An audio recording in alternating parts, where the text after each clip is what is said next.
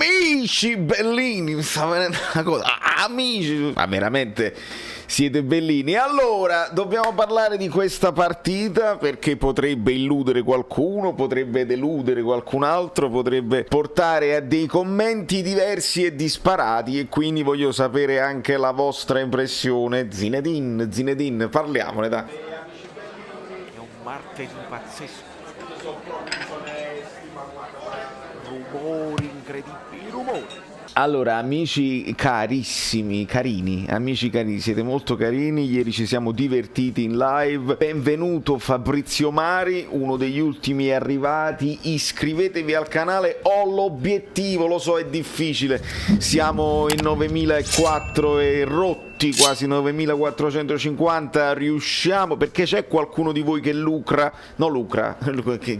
sulla nostra passione, che lurca, riusciamo ad arrivare a 10.000 per l'inizio del campionato? È difficile, solo gli amici bellini sono in grado di farlo per gratificarmi, ma io sento un po' freddo perché il condizionatore, allora io mi vesto, qualcuno di voi l'ha già vista questa nel video introduttivo, è il nuovo video introduttivo per gli abbonamenti, mamma mia com'è bella, hanno proprio indovinato il colore ragazzi qua, Burlon l'ha fatta grossa, scusate, cartellini e cose varie. Sì, è perché quando fa un po' di freddo, non avendo noi roba ufficiale del 2022, perlomeno. Però il colore è bellissimo. La trovate su calciostore24.com e se utilizzate, perché so che alcuni di voi si dimenticano di utilizzare il coupon, il buono sconto 1926 così a numero, avete un ulteriore sconto e gratificate la mia collaborazione con questa azienda. Bella, devo dire la verità, questa è una felpa, il pezzo di sopra della felpa, perché poi c'è anche il pezzo di sotto, ma sotto sono nudo, non lo potrete mai vedere, veramente interessante. In attesa delle nuove maglie che chissà quando arriveranno, noi ci stiamo ancora divertendo, ci togliamo degli sfizi con delle cose che senza sponsor e senza niente restano per sempre, quindi sotto questo punto di vista resta solo la maglia, ricordate, la maglia che viene indossata in questo periodo estivo da giocatori che sono sempre stati considerati in esubero, e giocatori che hanno girato un po' per il mondo e adesso ti ritornano, no? L'esempio Ciciretti va sempre in giro per il mondo e poi ti ritorna ad ogni anno. Guardate che vi faccio vedere prima di passare alla lavagnetta, perché parleremo di campo, potrete indovinare di chi si tratta, no? Ve lo faccio vedere proprio a volo così. Questa è la carriera di Zinedine Mashak o Makash o Macac, il macaco. Zinedine, un nome importante, un nome che riecheggia dei giocatori straordinari, un giocatore straordinario, vogliamo paragonarlo? Tolosa 17, Olympique Marsiglia in prestito, poi torna al Tolosa, va al Napoli, 0 partite 0 gol, al Carpi 10 partite 0 gol, 15 partite 0 gol, al Cosenza 18 partite 1 gol, l'unico gol nel campionato italiano, poi va in prestito in Olanda e ritorna ora al Napoli. Signori miei, la partita ieri l'ha decisa Makac, l'ha decisa Zinedine Mashak, però io qua lo chiedo a voi perché io sono andato un pochino, volevo rivedermi gli highlights, l'abbiamo vista in diretta, qualcuno si è rivista la diretta e vi ringrazio tantissimo, vi siete dimenticati il like, mettetelo adesso un attimo, aspetta un secondo, vai, ti trovi, no? Focus per il like. Sento in giro questa roba, conserviamo, teniamoci, merita una chance. A parte che se gioca in quella zona, la zona Insigne, tu ti puoi tenere Mashak, poi ti puoi tenere Zedad, che comunque giocherà Insigne per sempre. Quindi va bene pure, ma voi siete convinti, chiedo io a voi, che Sheikh Shak possa fare la differenza, possa dare una mano? Fare la differenza è impossibile, lo dico io, è impossibile. Possa dare effettivamente una mano, perché abbiamo detto lo stesso di Unas e su Unas mi avete quasi convinto, nel senso ci può stare. Unas non aveva un problema tecnico, un ass ce l'ha, un ass c'ha un buon tiro, c'ha un buono spunto, c'ha un grande dribbling. A un ass ha solo un problema di testa, che ogni tanto si pigliava delle pause, da come la vedo io, ma se Spalletti lo mentalizza ed è in grado di mentalizzarlo, un ass bene. Vogliamo recuperare anche Magac, cioè nel senso, la paura mia è che qui poi dopo, dato che si è vinto e il mondo risulta triste, perché il mondo è risultatista, nel senso, se il Napoli non avesse vinto, i titoli sarebbe stato Napoli o Sima Indipendente, e io continuo a pensarlo, ma non solo Sima Indipendente, il problema è avere una punta di ruolo. Politano, passiamo alla lavagnetta, ho capito, passiamo alla lavagnetta senza indugio, live match, wow. Allora, la cosa importante da vedere in questo Napoli di Spalletti è che a tutti gli effetti noi stiamo parlando di 4-3-3, cioè il famoso 4-2-3-1 lo vediamo a tratti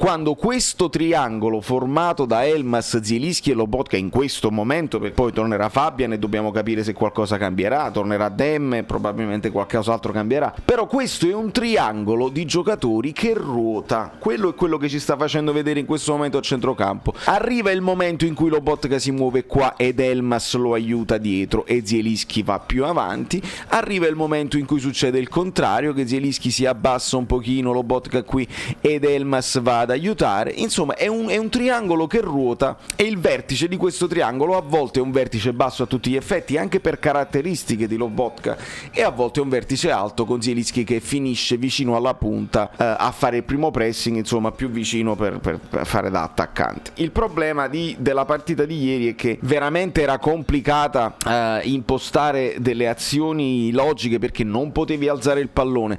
Politano ha fatto il possibile, ma in maniera proprio naturale tentava ad allargarsi, spesso Macciac si doveva mettere lui prima punta, insomma si dovevano un pochino alternare, che è una cosa che secondo me Spalletti vuole a prescindere, lui vuole la rumba lì davanti. Ovviamente questa rumba, se hai più qualità, se hai davanti un Osimhen, se hai davanti un Mertens, anche il falso 9 lo puoi fare in maniera diversa, però alla fine oggi sei costretto a dover utilizzare questi giovani, perché Zedate che è un giovane, Magac giovane proprio non è proprio giovanissimo, ma andiamo per ordine. Ospina, per esempio, protagonista di una parata così e così su un calcio di punizione, un altro paio di parate le ha fatte, insomma bentornato Patron, dobbiamo dire. Ci ritroviamo di fronte ancora al dubbietto: chi giocherà Meret probabilmente. Se Ospina ricevesse un'offerta, io credo che il Napoli la debba prendere in considerazione. Ti puoi conservare Contini come vice Meret, potrebbe tornare Sepe, qualcuno diceva il ritorno di Sepe per una questione sempre di vivai, di giocatori che ti sono cresciuti, o questo giovane polacco Idasiak. Apprezzo molto che Spalletti abbia dato qualche minuto in Polonia, era giusto anche come simbolo, avrebbe per me potuto anche giocare tutto un secondo tempo, e invece Spalletti mi sa che la squadra che stava perdendo, perché noi siamo andati in svantaggio, lo sapete, ma adesso ne parliamo, è come se voi adesso rimanete in campo e la riaggiustate, mi ha dato questa impressione qua. Ma qui ancora ho visto una certa applicazione nella fase difensiva, qualche pericolo però noi l'abbiamo subito, ragazzi, non siamo stati impeccabili in difesa, devo dire la verità. Il Wisla Cracovia è una squadra che ha già cominciato il campionato, quindi sono ovviamente in migliore forma di noi e non c'è dubbio, si giocavano una chance importante. Malqui ha fatto la sua partita, Zanoli quando è subentrato ha fatto la sua, Zanoli continua a dimostrare un buoni spunti, iniziative, è un ragazzo che secondo me avrà un futuro, non so se quest'anno, ma insomma avrà un futuro, probabilmente. Io credo che possiamo in questo momento dirlo, se non arrivassero offerte per Malqui, e non credo, si può dire che sulla fascia destra siamo coperti con Di Lorenzo, Malquit, con Politano e Lozano al 100%. Queste sono le poche certezze che il Napoli ha.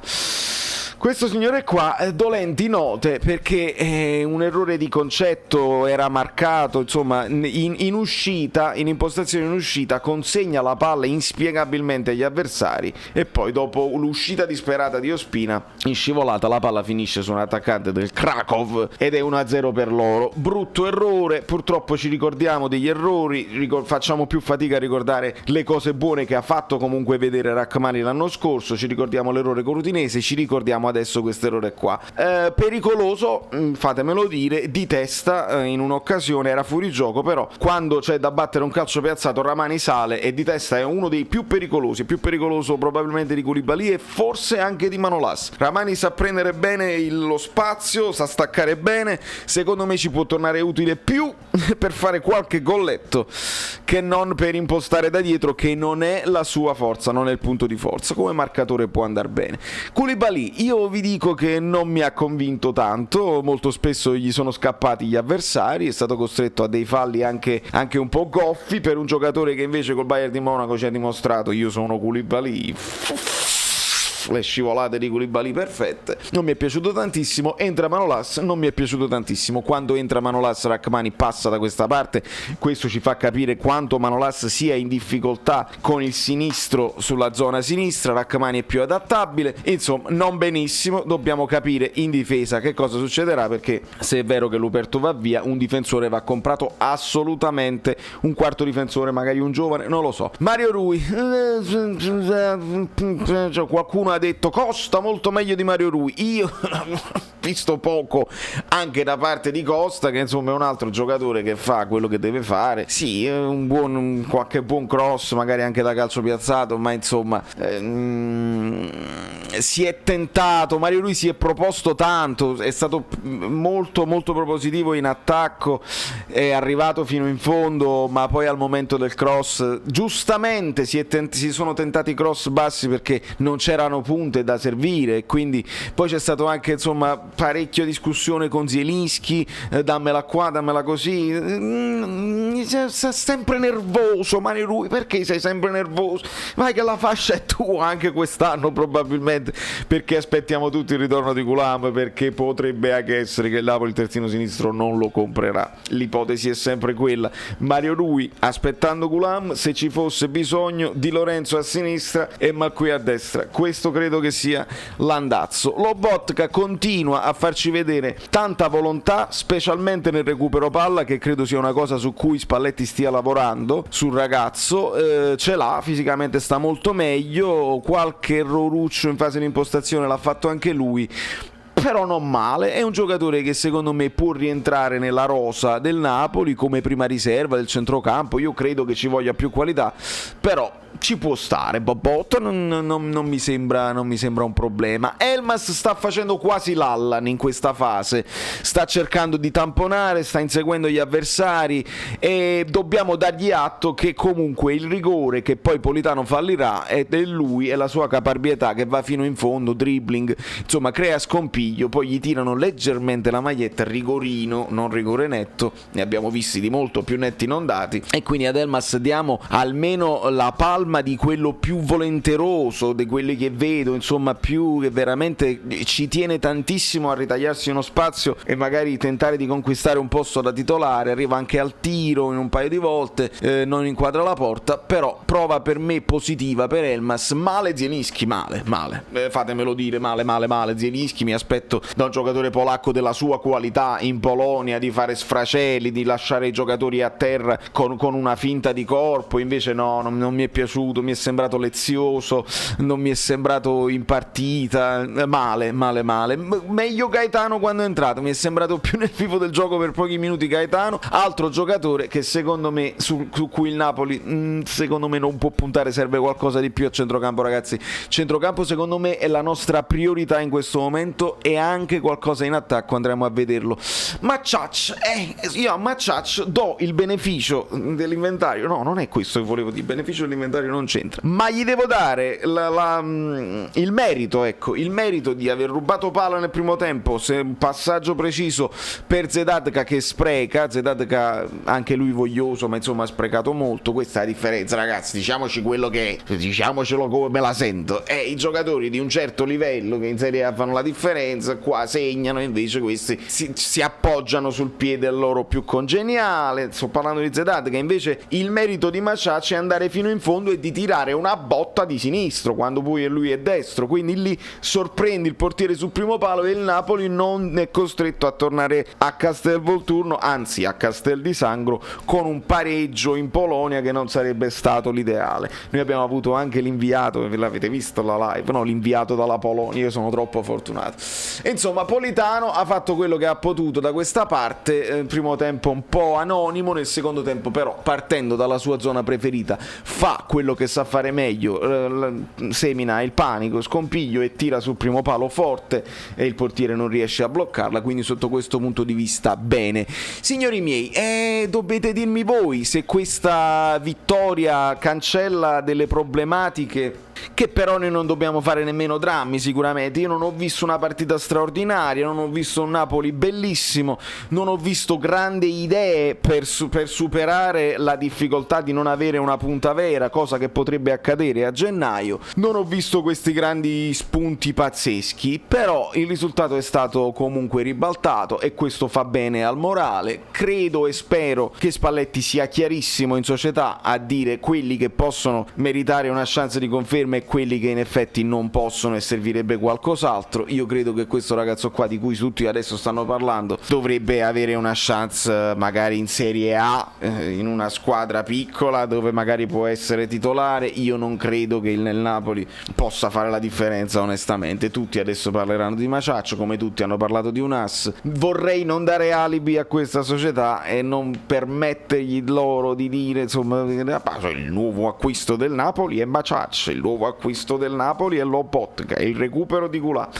Questo secondo me ci potrebbe creare delle difficoltà. Dovremmo approfittare adesso che l'Inter va in difficoltà con la questione Lukaku. Purtroppo non credo che il mercato si sblocchi completamente per tutte, perché se quel triangolo rimane chiuso, cioè l'Inter vende al Chelsea, compra dall'Atalanta che poi compra dal Chelsea, quello è un triangolo chiuso, si girano i soldi tra di loro e quindi non vengono coinvolte altre squadre. Vediamo un pochino cosa succederà, perché l'Atalanta potrebbe avere più liquidità per migliorarsi. Si parlava di... noi dobbiamo sempre tenerla presente l'Atalanta, ragazzi, perché sono forti, e se l'Inter viene un pochino meno sale l'Atalanta, perché comunque si stanno muovendo tanto sul mercato. Pare che stanno definendo Demiral, però si sentiva parlare di una Juve interessata a Gosens. Allora lì io credo che la Juventus si sta preparando per essere la favorita di questo campionato e a seguire tutte le altre, perché in queste amichevoli cade il Milan ai rigori col Valencia, cade la Lazio,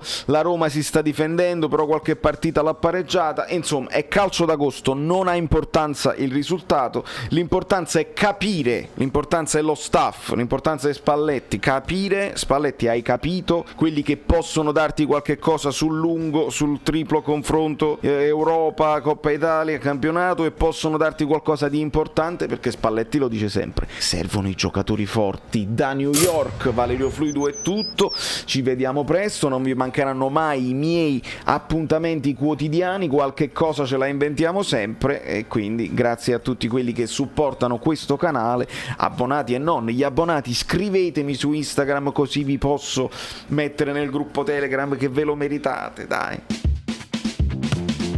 Quindi dobbiamo arrivare ai 10.000 e arriviamoci. Si deve cliccare sopra la cosa così, poi cliccate sulla campanella, poi vi iscrivete al canale Telegram, poi dovete praticamente fare basta, sei cringe, quante cose, tutte le cose bellissime. Io caffè. mi ricordo come mi chiamo.